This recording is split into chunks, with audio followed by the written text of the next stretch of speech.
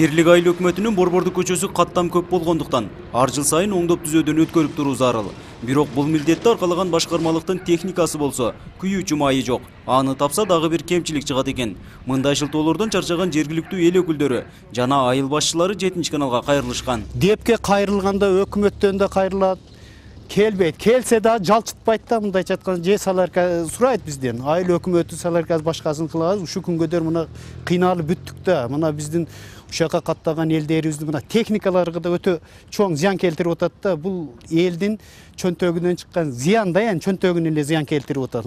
Ушул жолду 1 километр асфальт кылып берсе, бул элге дагы бардык мемеге дагы жакшы болмок эле.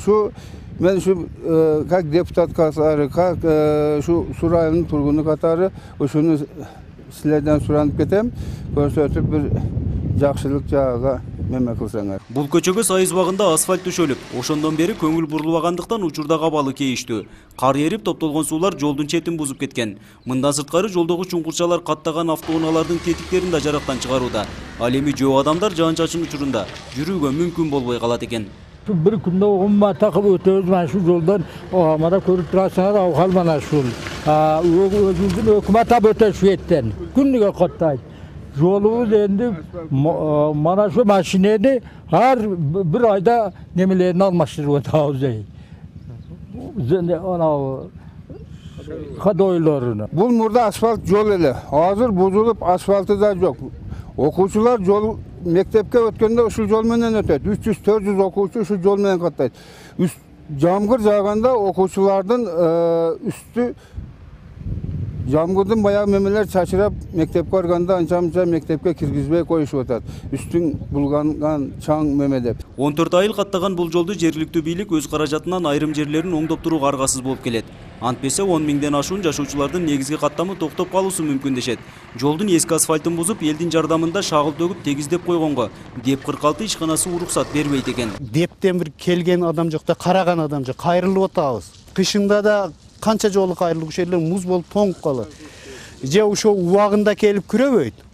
Же ошол тоңуп катыганда келет, анысы албайт баягы грейдерлеричи тазалап. Мына турбаны мына былтыр өзүбүз айыл өкмөттүн эсебинен мына мен айылдан келип ушуларды уюштурма жерге турба көмдүк ушу сууду качырыш үчүн. Жолду эл өзү сурамдык да. Асфальтын алып берсең, биз өз грунтовсуна кылып өзүбүз эле өз жаныбыздан да белчи. Ой дептен бойтат. Же дептин кызыкчылыгы барбы? Асфальттын деген асфальт дегенде аты жок да биздечи. Ошол кышында барып шлак сурасак, өзүбүзгө жетпейт дейт. Ошол депке караган жолго сурап атабыз биз өзүчү. Жол башкармалыгынын бул аймакты тейлөө бөлүмүнө келгенибизде ишкананын алдында эски техникадан башка бир да кызматкерди жолуктура албадык. Мекемеге жакын жашаган тургундардан сураганыбызда, бул жердин кызматкерлери кар жааган убакта эле жумуш ордуна келишет экен. Мындан улам телефон аркылуу байланышууга да мүмкүн болбоду. Өз милдетин татыктуу аткарбай, мамлекеттен маян алып жаткан кызматкерлерге транспорт министрлиги көңүл буруп койсо деген пикирлер да нааразы тараптан айтылууда. Нургазы Жайнаков, 7 канал Баткен өкүлчүлүгү.